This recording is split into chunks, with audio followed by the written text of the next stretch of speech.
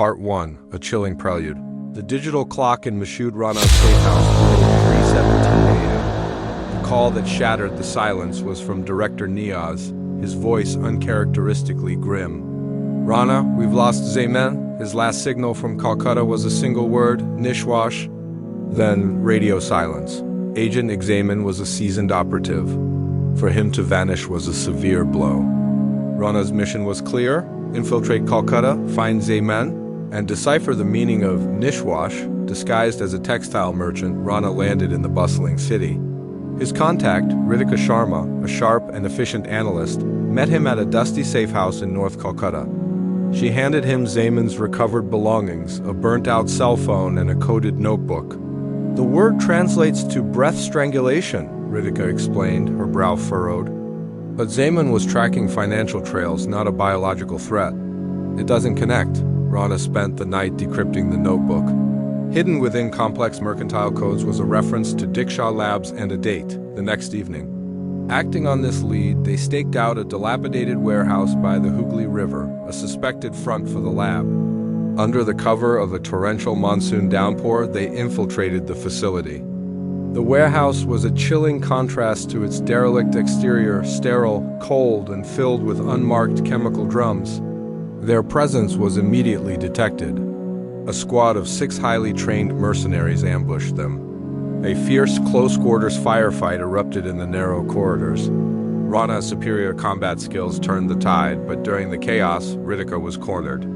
As a guard lunged at her, Rana intervened, taking a sharp blow to his shoulder. The look she gave him was a complex mix of gratitude and something else, a flicker of guilt. The guards were a diversion. In a hidden cold storage unit, they made the grim discovery: Agent Zayman's body, frozen solid. There were no visible wounds, but his face was contorted in a mask of pure, suffocating terror. Etched into his palm was a mysterious symbol, a serpent coiled around a lotus. Part 2, The Serpent's Coil. Back at the safe house, Ritika identified the symbol. "It belongs to Dr. Arun Bhattacharya," she said, pulling up files on her laptop. "A brilliant scientist disgraced 5 years ago for his radical work on airborne neurotoxins. He vanished. His theoretical weapon was called Nishwash Gontana." The pieces clicked. The syndicate Zayman was investigating wasn't just about money. It was a terror cell, and they had funded the doctor's horrific research. Rana tracked Dr. Bhattacharya to a derelict clock tower in North Calcutta. They found the scientist a frail, haunted man being held prisoner by the syndicate's enforcers. In a frantic chase across the tower's grinding gears and swinging pendulums, Rana managed to extract him. In a secure location, the trembling scientist revealed the full, horrifying scope of his creation. "The gas is an aerosolized nanotoxin," he whispered. "It doesn't just paralyze and suffocate. It can be programmed to target specific DNA sequences. A perfect tool for genocide." Before he could reveal the mastermind's identity or the location of the main lab, a single, high-caliber sniper round shattered the window, striking Dr. Bhattacharya dead. It was a perfect shot. Rana spun around, his Walter PPK aimed at Ritika. She was the only other person who knew their location. Her face was pale. "Rana, I can explain, ... They have my sister." She lowered her weapon, tears in her eyes. She had been feeding information to the syndicate, but the cold-blooded murder of the scientist was a line she couldn't cross. "The main lab is under the new Esplanade metro station. They're launching the gas in 1 hour during the morning rush. It's a test run." As syndicate forces stormed the safe house, Ritika created a diversion, shouting at Rana to go. He escaped through a back alley as gunfire echoed behind him. She had sacrificed herself to save the mission and atone for her betrayal. Part 3, The Breath of Freedom. With minutes to spare, Rana descended into the sprawling, still unopened Esplanade metro station. It was a labyrinth of white tiles and echoing halls. Using the blueprints Ritika had provided, he navigated service tunnels, silently disabling guards until he found a hidden elevator leading to a state-of-the-art subterranean lab. There, overseeing the final preparations of a massive canister connected to the station's ventilation system, was the mastermind, Mr. Sen, a celebrated industrialist and philanthropist, a man who had been honored by the government for his charity work. "Ah, Rana," Sen smiled, a predator's grin. You are persistent, but too late.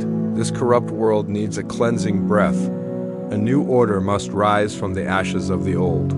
He activated a 10-minute countdown, and his personal Gardex Special Forces operatives swarmed Rana.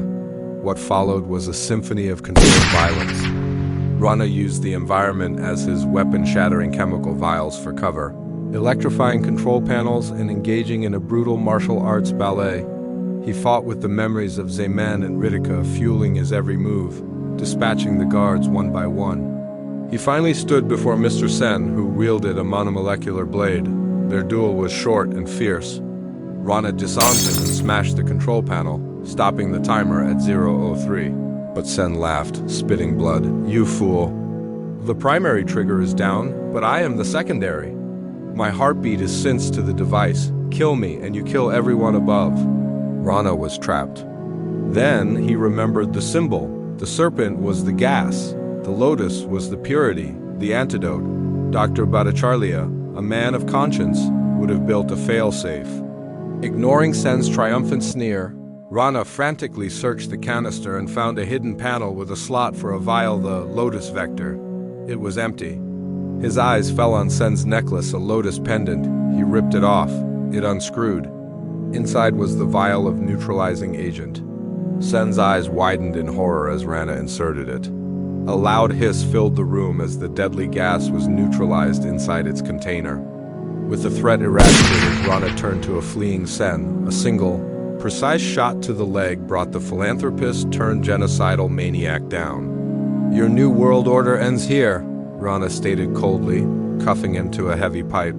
As the first commuters of the day began to fill the station above, completely unaware of the nightmare averted beneath their feet, Masud Rana emerged into the morning sun. He made his final call to Director Niaz. The snake's head has been cut off. The breath has been freed. Mission accomplished. He blended into the crowd, a solitary figure.